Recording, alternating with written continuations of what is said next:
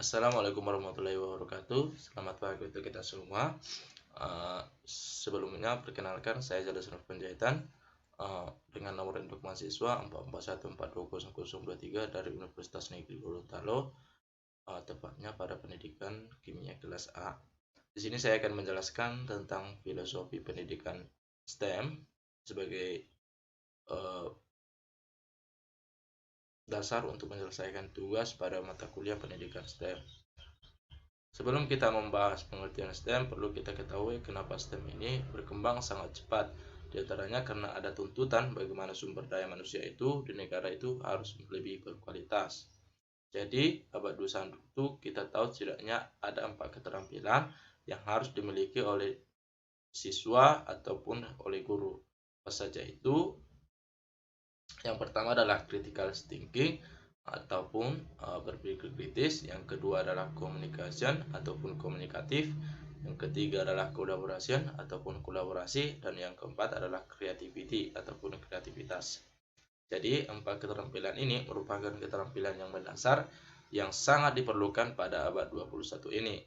Nah, bagaimana supaya siswa-siswa di berbagai institusi pendidikan, khususnya misalnya di sekolah baik itu sekolah tingkat dasar, sampai menengah, bahkan sampai perguruan tinggi, 4C ini terus diasah ataupun terus dilatihkan.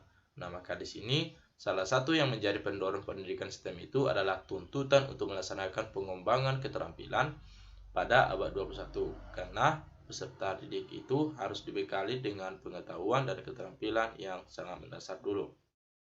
Jadi ini yang menjadi landasan ataupun arahan ataupun pendorong lahirnya pendidikan STEM.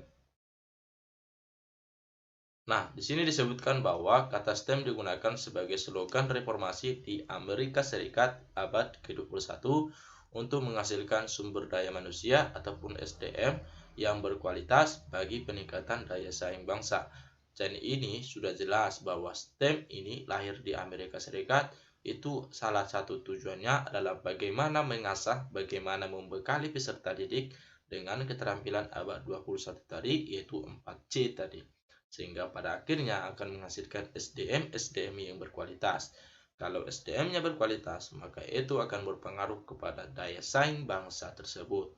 Jadi itu adalah latar belakang kenapa STEM ini hadir. Nah, selanjutnya kita lihat pengertian STEM. Nah, berkaitan dengan pengertian STEM, saya rasa kita bisa dengan mudah menemukan pengertian STEM. Kita tinggal klik saja di Google pengertian STEM. Nah, akan muncul nanti di sana berbagai pendapat para ahli tentang pendidikan STEM, seperti apa dan tentang apa itu STEM. Nah, di sini saya mengutip dari sebuah artikel di jurnal menyatakan bahwa STEM adalah sebuah pendekatan pembelajaran yang memadukan. Jadi, ada kombinasi ataupun integrasi antara bidang sains, teknologi, teknik, dan matematika. Nah, di sini ada penekanannya pada pengertian STEM menurut Wisselman dan Rohek. Dia menekankan bahwa dalam integrasi sains, teknologi, engineering, dan matematika itu minimal ada dua subjek yang dominan. Jadi harus ada dua subjek yang dominan. Nah, di sini juga ditekankan bahwa dua subjek yang dominan tersebut itu harus antara lain memuat sains dan engineering ataupun teknik. Jadi, jangan sampai kita melakukan pembelajaran dengan pendekatan STEM, tapi yang dominannya adalah teknologi ataupun matematikanya. Jadi, itu yang dominannya misalnya. Nah, kalau yang dominannya teknologi dan ataupun matematika, maka itu adalah pelajaran TIK ataupun sudah bila pembelajaran, bukan pelajaran terintegrasi ataupun mengintegrasikan sains, teknologi, engineering, dan matematika, bukan STEM begitu. Jadi di sini menurut Wisselman bahwa dalam integrasi itu harus ada dua subjek yang dominan, dan itu harus mencakup sains ataupun engineering. Nah, ini yang harus dominannya dua yang ini. Karena sainsnya sebagai istilah fondasi konsep-konsep ataupun fenomena alam yang akan diangkat. Untuk engineeringnya adalah tentang engineering desain prosesnya. Jadi proses pendesainan ataupun proses berpikir engineeringnya. Jadi ini pendekatan pembekalan pembelajaran yang mengintegrasikan sains, teknologi, engineering, matematika Tapi di sini disebutkan ditekankan harus ada dua subjek yang dominan, yaitu antara lain muat sains, engineeringnya. Jadi tidak boleh dominannya teknologi ataupun matematika, itu nanti sudah beda pembelajaran. Jadi penekanannya, kemudian di sini juga disebutkan bahwa dalam pengertian ini, bahwa dalam pembelajaran STEM yang disajikan di kelas itu harus mengantar konten yang autentik. Konten-konten yang istilahnya dekat dengan kehidupan siswa. Konten-konten yang mungkin dialami oleh siswa dalam kehidupan sehari-hari atau sering disebut dengan kontekstual. Jadi ciri dari pendekatan STEM, pelaksanaan pembelajaran STEM itu harus kontekstual. Masalah yang diangkatnya itu harus autentik. Jadi tidak hanya sekedar konsep saja. Kemudian di sini juga disebutkan bahwa dalam pengemasan pembelajaran STEM bisa saja kita memadukan berbagai kompetensi dasar dari satu subjek ataupun dari beberapa subjek. Jadi kita misalnya dari subjek sains, apa kompetensi-kompetensi dasar yang ingin kita capai. Dari misalnya subjek matematika, apa yang ingin kita capai. Dan tentunya dalam pelaksanaannya di sini harus mengasah keterampilan abad 21 tadi, yaitu 4C. Karena tadi juga di awal disebutkan bahwa STEM ini lahir karena salah satunya adalah karena dorongan untuk meningkatkan kualitas SDM dengan cara membekali dengan keterampilan abad 21 4C tadi. Makanya dalam pelaksanaan pembelajaran di kelas keterampilan abad 21 ini menjadi salah satu yang harus diasah dan dalam pelaksanaan pembelajaran berbasis STEM. Baik itu kreativitasnya, baik itu kritisnya, baik itu kolaboratifnya, ataupun komunikatifnya. Dan tentu saja tujuan dari pelaksanaan pembelajaran berbasis STEM ini, selain dari mengasah keterampilan abad 21, tentu harus saja meningkatkan pemahaman siswa tersebut mengenai bidang STEM. Jadi dengan pendekatan STEM ini, siswa harus lebih paham tentang konsep sainsnya, siswa harus lebih paham konsep matematikanya, siswa harus lebih paham tentang bagaimana teknologi yang dihasilkan, siswa harus lebih paham bagaimana proses rekayasanya, proses re-engineeringnya dalam konsep yang dipelajari itu. Selain mengasah keterampilan abad 21 tadi, tujuan dari pelaksanaan pembelajaran STEM ini juga harus mampu meningkatkan pemahaman siswa mengenai subjek-subjek yang ada di dalam STEM tersebut. Jadi itu pengertian STEM dari Wisselman Rohig. Nah ini yang saya sebutkan tadi, ada 4 poin yang akan dipelajari ataupun pengertian dari STEM. Yang pertama itu integrasi subjek, berarti minimal ada 2 subjek yang dominan. 2 subjek tersebut harus ada sains, engineering. Yang kedua itu pelaksanaan pendekatan STEM harus berkaitan dengan praktik-praktik yang memiliki sifat autentik ataupun sesuai dengan kehidupan siswa ataupun kontekstual. Yang ketiga itu pengemasan konten dalam STEM bisa mencakup beberapa kompetensi dasar dalam satu mata pelajaran ataupun beberapa kompetensi dasar pada lintas mata pelajaran. Sedangkan poin yang keempat yaitu pelaksanaan berorientasi pada pemahaman bidang STEM dan pengembangan keterampilan abad 21. Nah, definisi STEM yang tadi adalah menurut para ahli. Di sini saya mendefinisikan STEM adalah singkatan dari sains, teknologi, engineering, dan matematika. Pendidikan STEM adalah strategi multidisiplin pada pembelajaran di mana guru menggabungkan sains, teknologi, dan matematika untuk diajarkan kepada siswa tanpa harus membagi-bagi materi, disiplin, ataupun menjadikan satu kesatuan yang dinamis. Artinya, keempat disiplin tersebut digabungkan ataupun disatukan untuk diajarkan kepada peserta didik. Fokus pendidikan STEM adalah pembelajaran berbasis masalah langsung ataupun apa yang dihadapi oleh siswa tersebut. Hal ini bertujuan untuk membantu siswa dalam meningkatkan pembelajaran, dalam mengembangkan kreativitas siswa melalui proses pemecahan masalah dalam kehidupan sehari-hari, sehingga siswa mampu mengkoneksikan antara sekolah, dunia kerja, dan dunia global untuk mengembangkan literasi yang mengampungkan peserta didik ataupun siswa tersebut sehingga bersaing dalam ekonomi ataupun masa depan yang baru. Nah, selanjutnya di sini adalah kajian-kajian dalam STEM. Jadi, apa saja yang harus kita kaji ketika melaksanakan pembelajaran berbasis STEM? Apa saja yang harus kita sajikan kepada siswa ketika melaksanakan pembelajaran di kelas? Jadi, kalau dari segi sains itu sudah jelas bahwa dari segi sains kajian tentang fenomena alam yang melibatkan observasi dan pengukuran.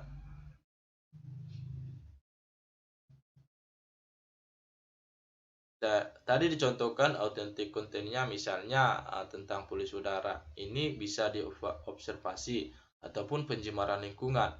Nah, itu kajian sains fenomena alam itu yang akan menjadi base ketika melakukan pembelajaran. Nah, kemudian yang kedua adalah teknologi ataupun inovasi untuk memodifikasi alam agar memenuhi kebutuhan dan keinginan manusia.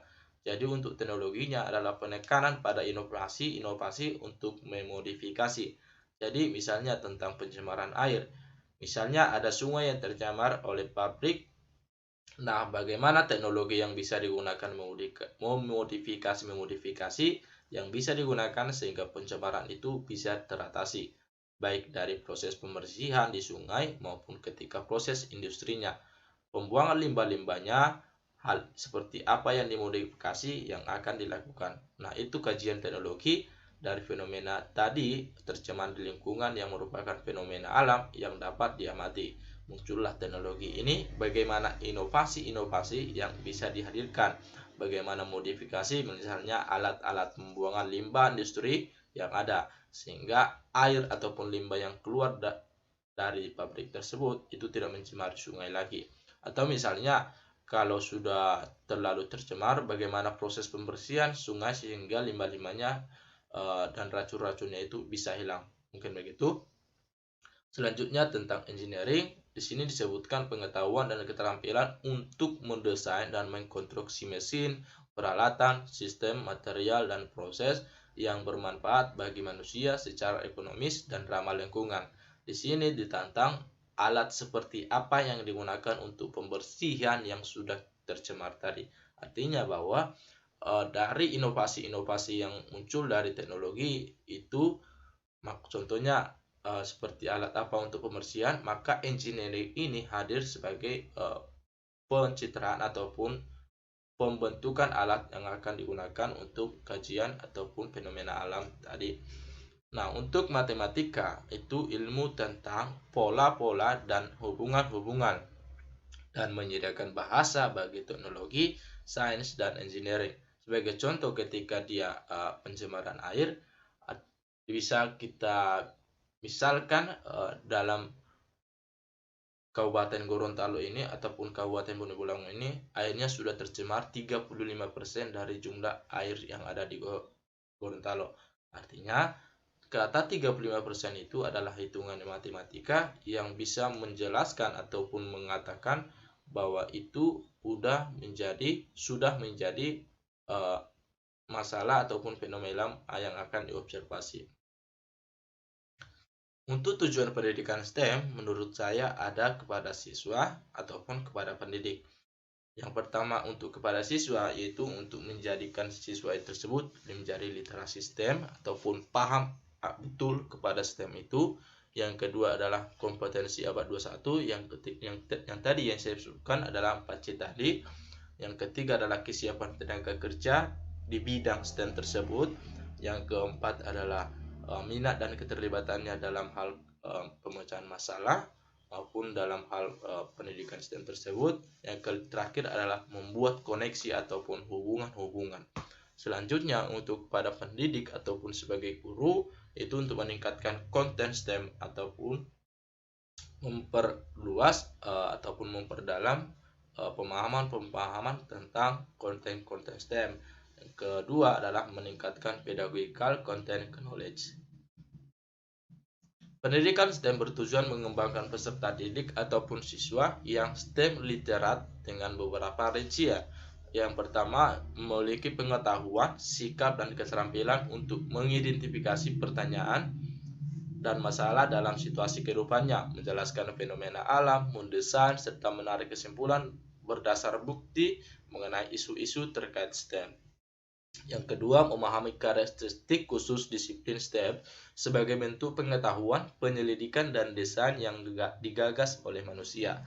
Yang ketiga, memiliki kesadaran bagaimana disiplin-disiplin STEM membentuk lingkungan yang material, intelektual, dan kultural. Yang terakhir, memiliki keinginan untuk terlibat dalam kajian isu-isu terkait STEM sebagai warga negara yang konstruktif, peduli, dan reflektif untuk menggunakan gagasan sains, teknologi, rekayasa ataupun teknik, dan matematika. Mengapa STEM itu penting? Alasan mengapa STEM itu penting ada beberapa poin yang menjadi alasan. Yang pertama adalah transformasi proses pendidikan, artinya bahwa dalam proses transformasi pendidikan ini akan menghilangkan batas pemisahan antara sains, teknologi, rekayasa, dan matematika, sehingga menghubungkan pengetahuan yang didapat dengan permasalahan dalam kehidupan yang sehari-hari. Sedangkan untuk poin yang kedua, yaitu peningkatan kemahiran pemahaman yang saintifik. Artinya, STEM mengangkat masalah dengan konteks yang kehidupan nyata ataupun kontekstual, sehingga meningkatkan literasi STEM oleh siswa tersebut. Untuk yang ketiga adalah pengembangan SDM, berarti STEM melatih pengembangan keterampilan abad 21 tadi, yang 4C tadi. Sehingga untuk meningkatkan keterampilan 4C. Yang berikutnya adalah tantangan teknologi, yaitu kemampuan rekayasa merupakan kunci lahirnya teknologi, sehingga STEM ini berfungsi sebagai menerapkan pengetahuan melalui proses rekayasa sehingga menghasilkan lahirnya teknologi yang baru. Yang berikutnya adalah kunci kemajuan dan inovasi, yang berarti STEM mengasah kemampuan pemecahan masalah yang akan munculnya ide baru ataupun inovasi-inovasi yang baru. Yang terakhir adalah penting untuk kesejahteraan, artinya bahwa STEM mendorong inovasi teknologi yang mempermudah dan menjalani kehidupan, sehingga akan meningkatkan kesejahteraan siswa ataupun masyarakat. Pentingnya STEM bagi pendidikan. Pendidikan berbasis STEM sangat penting diterapkan dalam kegiatan belajar mengajar karena memiliki kelebihan, terutama untuk negara Indonesia, yaitu untuk menyiapkan generasi muda sebagai penerus untuk siap dalam menghadapi perkembangan zaman, membantu mengembangkan inovasi dalam kehidupan, meningkatkan ketertarikan peserta didik terkait profesi di bidang STEM, menjadikan pembelajaran semakin sesuai dengan kehidupan, membantu peserta didik untuk membangun konsep diri secara aktif, serta meningkatkan literasi pendidikan STEM mengenai STEM. Pendidikan berbasis STEM juga dapat dikaitkan dengan kebutuhan pengembangan keterampilan abad 21 bagi peserta didik, yakni keterampilan critical thinking, creativity, collaboration, dan communication. Sejalan dengan hal tersebut, pembelajaran berbasis STEM juga menuntut peserta didik untuk mengidentifikasi suatu masalah, menciptakan suatu guna menyelesaikan permasalahan, berkolaborasi dengan teman-teman sekelas untuk memecahkan suatu masalah, serta berkomunikasi secara efektif untuk menanggapi ide satu sama lain. Pentingnya juga untuk pembelajaran sains. Dalam pembelajaran sains, argumentasi disepakati sebagai komponen penting mengingat ilmu sains merupakan hasil konstruksi dari teori yang berisi penjelasan serta bukti yang mendukung penjelasan tersebut. Argumentasi menjadi sentral bagi pendidikan, khususnya dalam pendidikan sains, yaitu untuk membuat makna dan memberi efek penting dalam pembelajaran. Sebagai kesimpulan, saya membuat diagram kerangka pemikiran, yaitu pendidikan STEM tersebut dapat membantu perkembangan, baik itu perkembangan 4C yang pada siswa pada abad 21 maupun untuk membantu sumber daya manusia dengan tujuan untuk kemampuan kerja dan untuk meningkatkan kreativitasnya. Selain itu, pendidikan STEM juga dapat meningkatkan keterampilan abad 21, yaitu berpikir kritis, kerjasama, kolaborasi, keterampilan komunikasi kompleks, kreativitasnya, inovasinya, literasi STEM-nya, pemecahan masalahnya dapat meningkat ketika mempelajari pendidikan STEM tersebut. Mungkin begitu presentasi dari saya untuk hari ini.